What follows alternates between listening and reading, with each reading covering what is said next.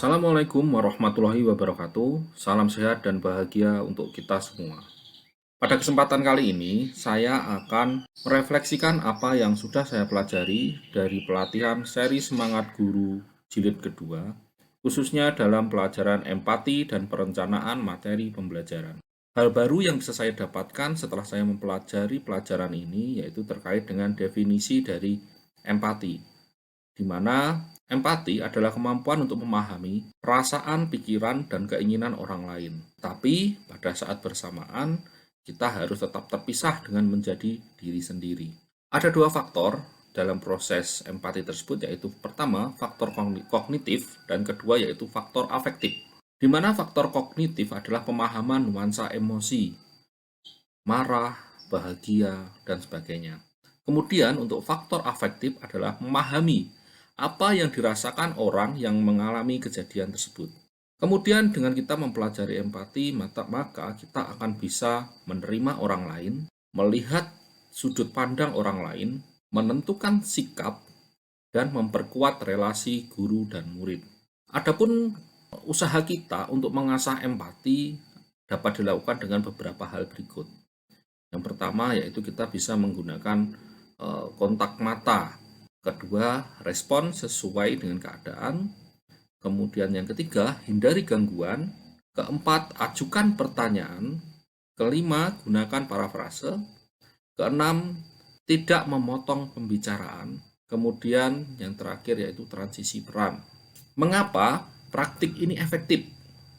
Jadi praktik baik terkait dengan empati ini adalah sesuatu hal yang efektif. Nah, mengapa? Yang pertama, karena di situ kita akan bisa melatih nuansa emosi kita, baik nuansa emosi terhadap diri sendiri, orang lain, dan murid kita. Kemudian kita juga bisa akan menampilkan sikap sebagai pendengar yang aktif.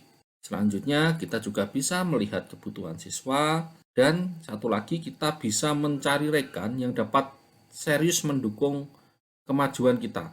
Dari keempat hal tersebut, ada satu hal yang perlu kita perlukan, yaitu kita memerlukan yang namanya komitmen. Itulah hal baru yang bisa saya sampaikan terkait dengan pelajaran empati pada seri Semangat Guru kedua ini. Sekarang bagaimana lembar kerja aksi ke-1 dalam pelajaran ini bisa membantu saya. Lembar kerja aksi 1 di sini akan membantu saya mengenali situasi dengan empati. Di situ saya bisa merenungkan emosi apa saja yang sudah saya alami. Kemudian merenungkan juga dan menuliskan juga keadaan di luar diri saya yang terjadi pada orang lain. Kemudian pada lembar aksi kedua, saya di situ juga bisa belajar untuk mengenali situasi dengan empati terkait dengan murid saya. Di situ saya bisa melatih untuk meminta siswa saya merenungkan apa saja yang telah terjadi atau yang pernah dialami. Kemudian di situ saya juga belajar untuk meminta murid saya menuliskan keadaan di luar diri siswa yang terjadi pada orang lain.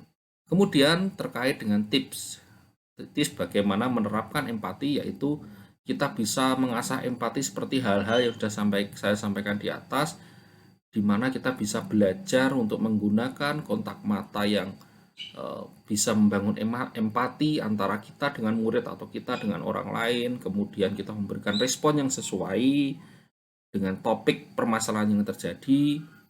Kemudian kita harus menghindari gangguan, dalam arti di sini kita harus memaksimalkan kondisi sekitar agar tidak ada gangguan sehingga pembicaraan antara kita dengan orang-orang yang kita ajak bicara tersebut itu bisa terfokus. Kemudian kita harus juga belajar untuk mengajukan pertanyaan-pertanyaan yang bisa membangun rasa keterbukaan dari orang yang kita ajak bicara.